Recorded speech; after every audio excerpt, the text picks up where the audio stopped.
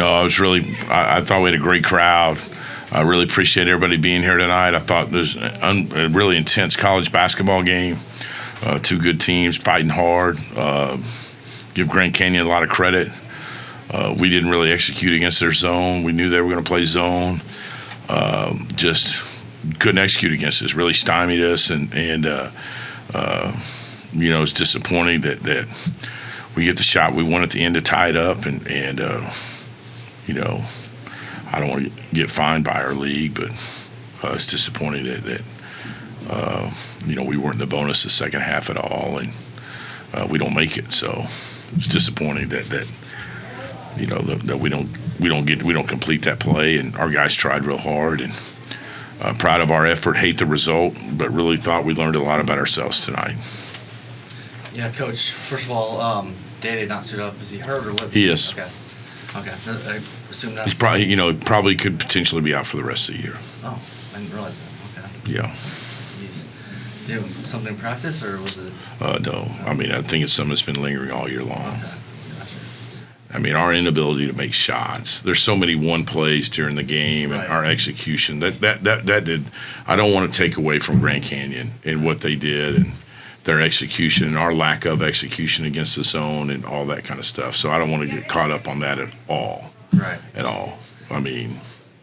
And I was curious too. I mean, and not saying blaming someone, but like the goaltending in the first half that was rough moments later. Like, is there not a rule? Like there is. If they call goaltending, they go back during the timeout and review it to see if it was in fact goaltending. Okay. And I haven't looked at that. Buckets, I'm sure you guys did. I don't know if it was in fact goaltending or not. We didn't get a replay, but in real time, it did look questionable. The call looked questionable to us. If it was goaltending or not. So, yeah, I mean, you trust them. I mean, these guys are, one of them is pretty good, I think, would rate pretty high. And in a game like this, I hope that we get the three best officials we can at 1 and 2. And obviously, on the WAC, when our consortium is playing every game on Thursday nights, most of the time in our consortium, they're spread really thin.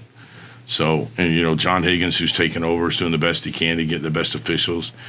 In our league on Thursday and Saturdays, it's hard for our league to get the best officials. It's not about officiating tonight, and I don't want to make it about officiating. I mean, John's a phenomenal, doing a great job his first year running officiating, and there are a lot of things that happened tonight that were very abnormal with the officiating tonight, but didn't affect the game. Trust me. I mean, it's disappointing that we go to the free throw line only 13 times, which is.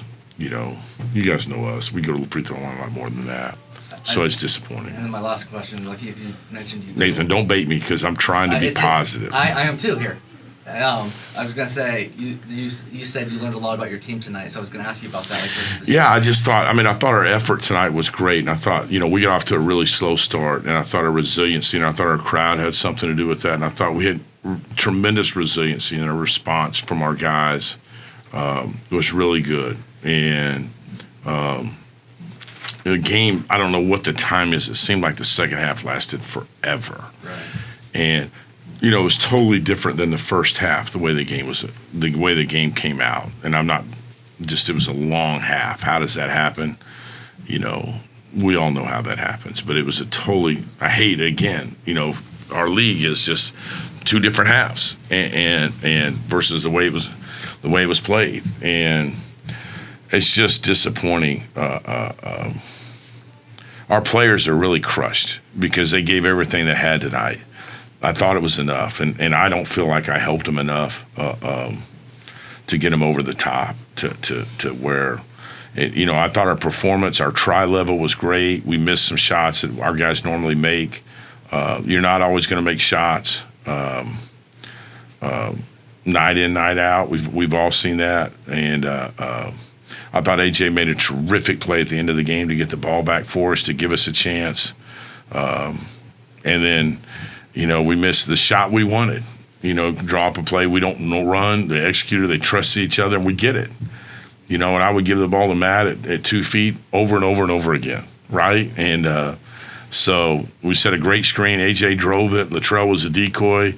Jalil, who's cramped up and can't even move, he's in there in ice bags all over his body. It was perfect. And so anyway, but it's not one play. I mean, we can go back through a bunch of them that McLaughlin was huge down the stretch. We let him get away from us and made a couple of threes, and that's why I think he's the player of the year in our league. We changed some things defensively tonight. We switched on all ball screens with him. We dorked their center, which is why he got a bunch of offensive rebounds, because we really didn't guard him. So we didn't allow them to drive the ball to paint. I mean, they're the number one offensive team. We're the number two offensive team in the league, and we played a 53-51. Who could have predicted that, right?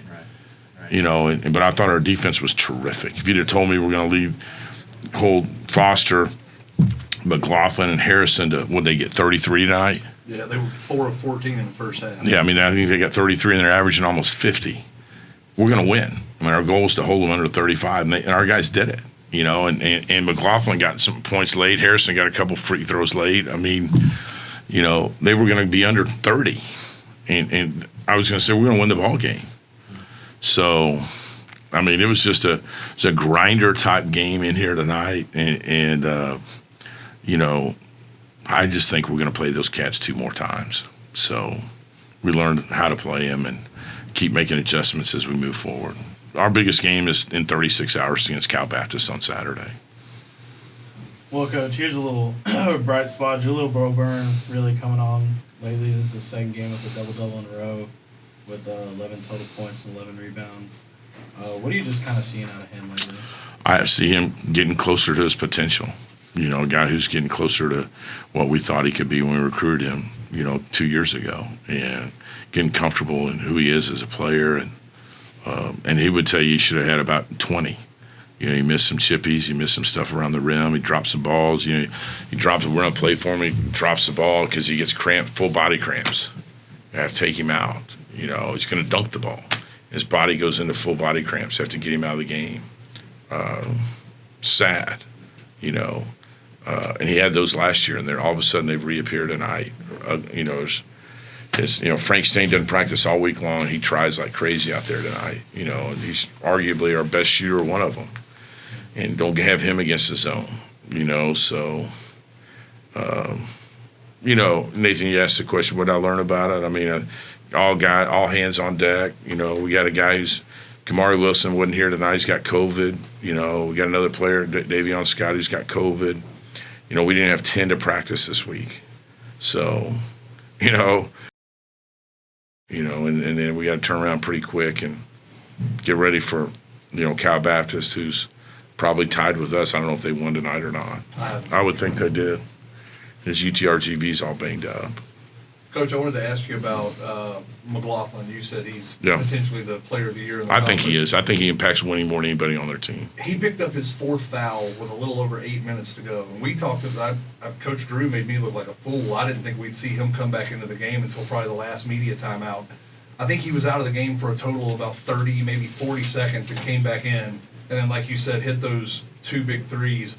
Was there ever, did you guys talk about it all during any of the breaks about trying to get after him a little bit more offensively to pick up that 5th foul? Well, I'll be honest with you, Buckus. We've seen so little zone this year, and we only have about 3 plays in against zone. We have multiple zone offenses, but we have such little zone plays versus what we've had maybe in the past, because we've probably only seen about 6 possessions of zone all year, just because they fear some of our 3-point shooting, and people aren't playing zone. So in the past, we could have some stuff, but it's hard to run plays at guys when they have foul trouble, and he's a smart guy. I mean, we just said to drive the ball as much as possible because we weren't making shots. You know what I mean? I do. Well, one guy that I thought Matt drove it a couple times trying to get, got Clayton for a layup and late in the game, and so. Well, one guy I wanted to mention that did make a couple of shots tonight, it was good to see him get going, was Latrell. Had 14 points tonight. And we talked about this as well, been on a little bit of a mini slump the last 3 or 4 games shooting-wise. Do you think Luttrell's getting pretty close to kind of getting back to that 40% plus Hope so. that he was at? Ran some stuff for him tonight, really when he was at the one more than anywhere else, and thought he played really well. Loved his aggressiveness to shoot the ball. I think he still turned down some shots that I would like for him to take. I think he's a weapon. I think he's more just a catch and shoot guy. You guys saw that tonight where he put it on the floor more. So he's a talented basketball player. We need him to be better, and I think, our team is capable of being better. And he's the heartbeat of our team. We spent a lot of time together this week just talking about not thinking about yourself and thinking about others. And when you think about doing things for somebody else, it comes back to you. So, then I think he played better because he was thinking about other guys tonight.